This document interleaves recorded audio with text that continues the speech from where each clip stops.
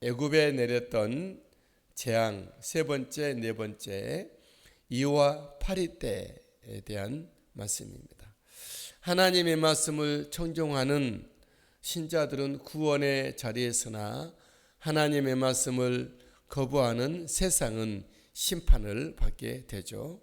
우리는 모두 하나님의 말씀을 듣는 자리에 있으니 얼마나 은혜이고 축복이고 또 세상적인 표현으로 다행입니까? 삶의 일생 가운데 하나님의 큰 구원의 반열에 서 있는 우리인 것을 우리가 생각합니다. 애굽 왕 바로는 거듭 하나님의 말씀을 거부하였고 애굽 온 땅에 재앙이 계속됩니다.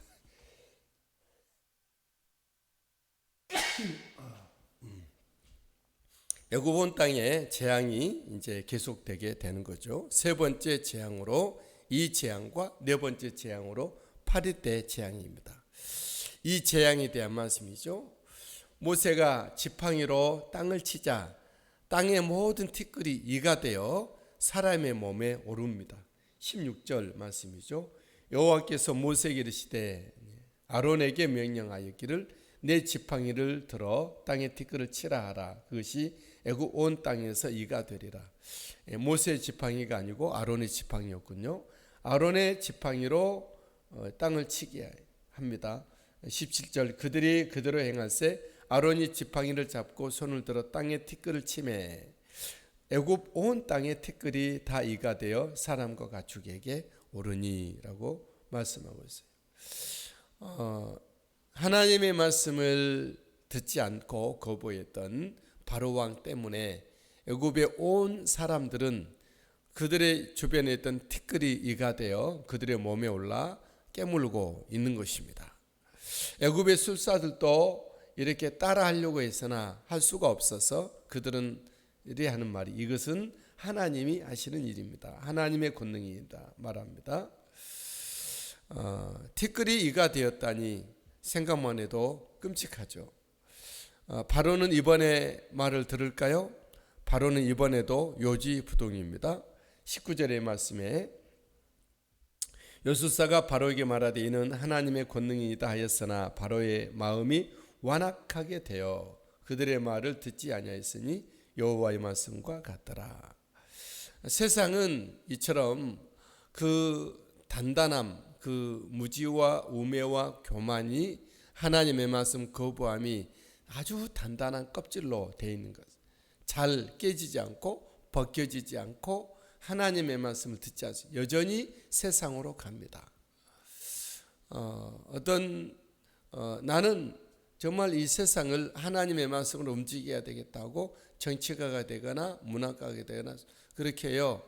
부분적으로는 하나님의 말씀을 개인적으로는 섬긴다고 하지만 이 세상의 흐름, 대세를 하나님의 말씀으로 청종하게끔 돌이키는 것은 굉장히 어려운 것 같습니다. 바로 왕이 애굽 왕 시대가 그런 시대가 아니었습니까? 하지만 이 모든 것들은 하나님의 말씀과 같더라. 세상은 그런 것이고 세상 왕 사탄이 지배하는 이 세상에는 하나님의 말씀을 청종하기 어려운 것이죠. 우리 개인적으로 우리의 삶이 우리의 육이 하나님의 말씀을 따르기가 참 어려워해요. 그래서 우리는 날마다 사도 바울이 말했던 것처럼 날마다 나를 죽이노라. 나는 날마다 죽노라. 날마다 나를 내려놓고 날마다 나를 포기하고 날마다 나를 주님 앞에 올려드리는 우리의 믿음의 의지와 선택과 결단과 행함이 필요할 줄 믿습니다. 이 순간조차도 나를 하나님 앞에 올려드립니다. 오직 나의 오늘의 삶을 주님 앞에 드리고 주님이 나를 주장하시고 다스리시고 통치하여 주십시오. 그런 기도와 주님 앞에 드림이 있게 되기를 주의 이름으로 축복합니다. 네 번째 재앙으로 파리 재앙이죠.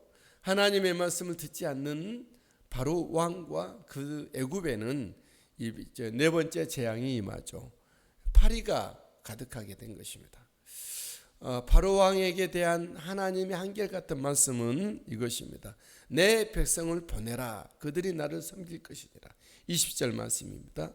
여호와께서 모세에게 이르시되 아침에 일찍 일어나 바로 앞에 서라. 그가 물 있는 곳으로 나오리니 그에게 이르기를 여호와께서 이와 같이 말씀하시기를 내 백성을 보내라. 그러면 그들이 나를 섬길 것이니라. 하나님의 한결같은 변함없는 말씀은 오늘도 마찬가지입니다.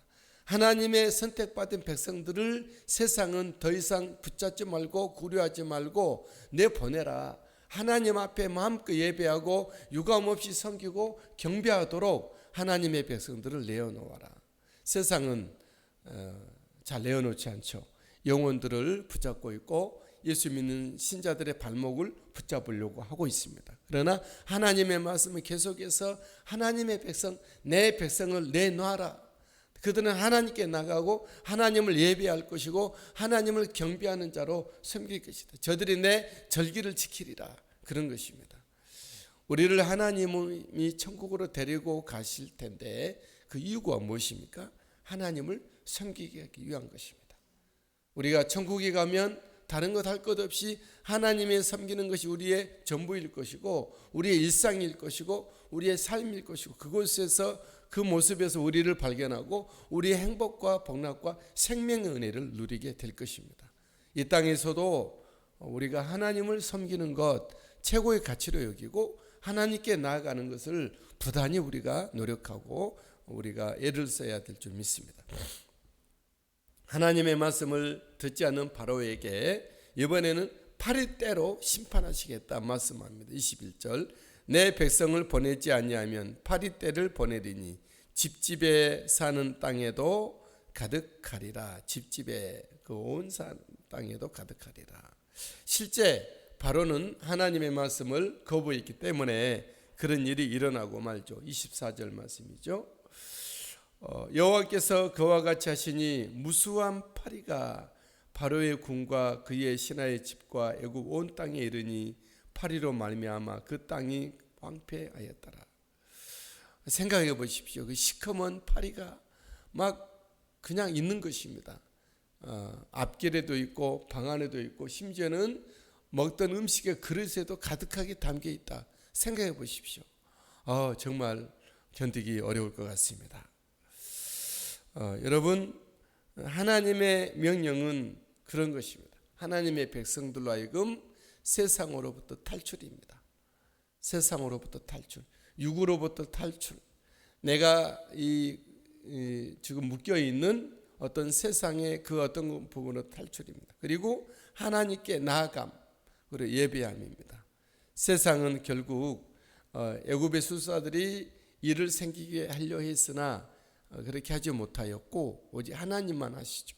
세상은 하나님을 흉내내려고 하나 할 수가 없는 것입니다. 세상 사람들이 어떤 사람들이 나서 최고의 왕인 체하고 독재를 또 행하고 어떤 신의 경지에 이르는 것처럼 말을 하려고 합니다. 하지만 그들은 인생일 뿐이고 오직 하나님만이 참 하나님이십니다. 하나님은 그의 백성들을 따로 보호하십니다. 22절에 보면 그날에 나는 내 백성이 거주하는 고센 땅을 구별하여 그곳에는 파리가 없게 하리니 그랬어요. 그날에 내 백성이 거주하는 하나님의 백성, 하나님만 알고 하나님만 섬기고 하나님께 자신을 드리고 하나님만을 기다리고 하나님으로 살아가는 하나님의 백성이 거주하는 그 땅, 고센 땅은 하나님이 따로 구별하여 보호하시겠다. 파리가 없게 하시겠다. 이로 말미암아 이 땅에서 내가 여호와인 줄을 네가 알게 될 것이다. 하나님인 줄 알게 하는, 우리 하나님이 이 땅 가운데 하나님으로 보여지고 드러나지고 온전히 알려지게 되는 또 그런 은혜가 있게 되기를 바랍니다. 오늘도 주의 이름으로 승리하시게 되기를 바랍니다.